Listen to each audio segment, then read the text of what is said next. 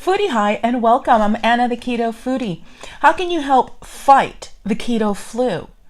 With electrolytes. Stick around, I'll explain.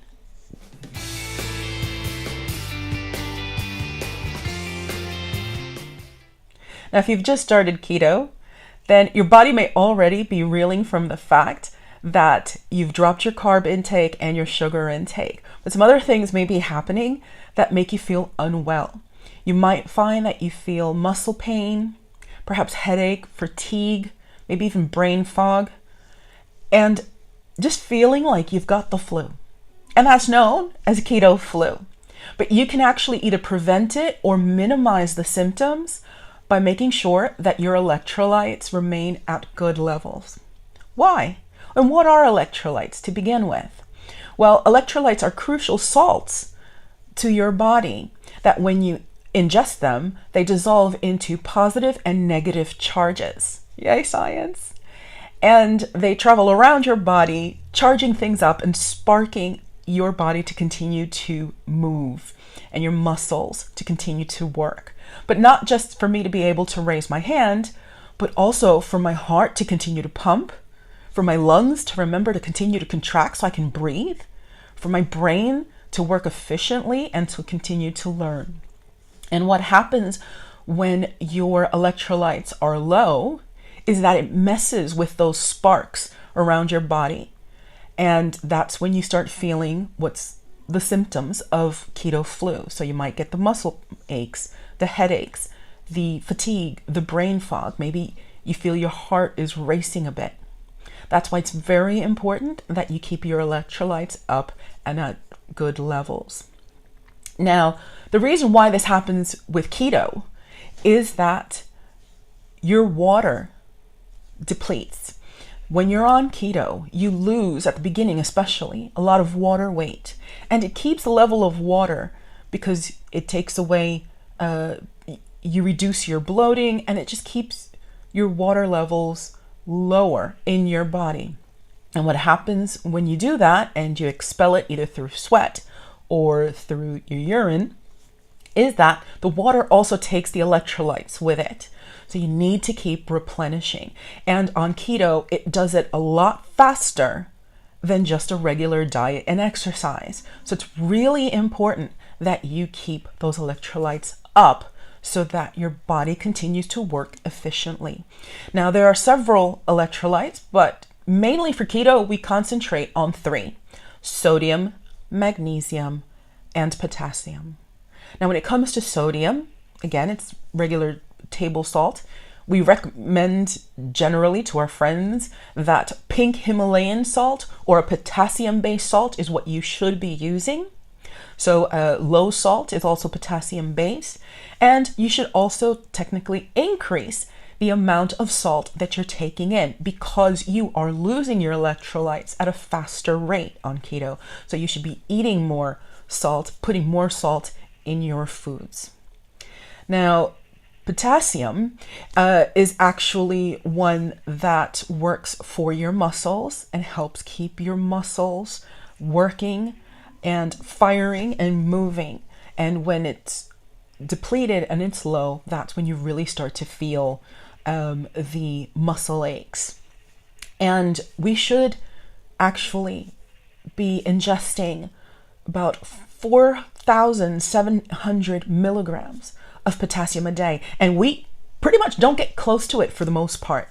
So it's important not just to perhaps eat potassium-rich foods, but also to supplement potassium as well. Now, there are several ways that you can do it. You can have potassium in supplement form in pills, and you can also ensure that you're eating it in your foods. So things like leafy greens, broccoli, mushrooms, cucumbers, zucchini or courgettes, eggplant or aubergine, all of those are rich in potassium. Coconut water is actually also rich in potassium, but it is high in carbs. So we tend to stay away from it, even though, generally coconut products are fine to eat, but we stay sort of away from coconut water, especially if they add extra sugar. But all of those are ways that you can get potassium into your body.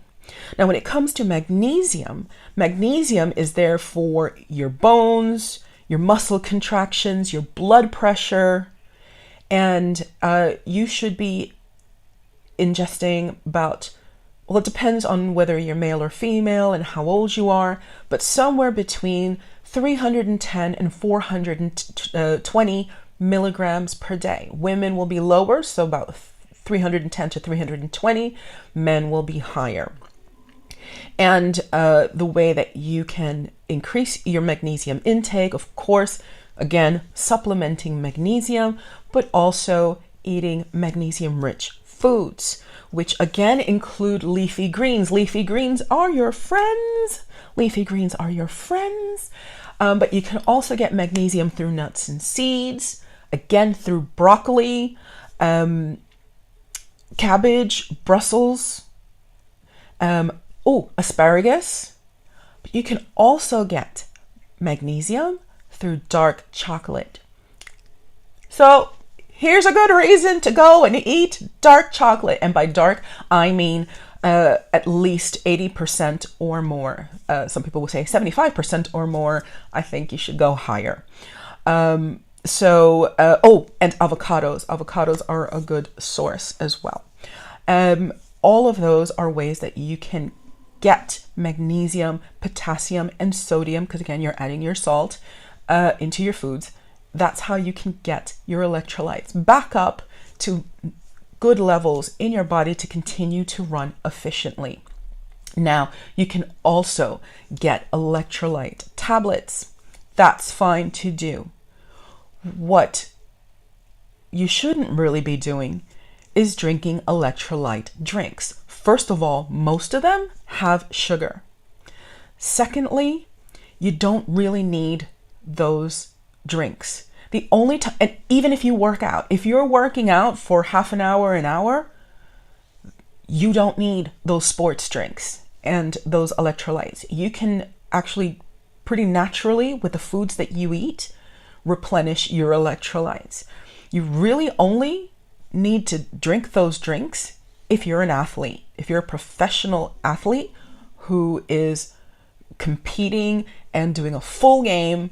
That's really when you should be, or a runner, long distance runner. That's really the only time you really should have one of those electrolyte drinks. If you're just working out, no, you'll be able to really replace it with food. So don't go out and get yourself a whole bunch of sugar-free electrolyte drinks. They're just not necessary. And it's a lot more delicious to have some avocados, some asparagus, some creamed spinach, some dark chocolate, some mushrooms. Maybe add some steak to all of that if you eat meat. But there are many ways to do it through foods. I hope this helped you to understand what electrolytes do and the fact that keeping up your electrolytes can help you fight, prevent, or minimize your keto flu.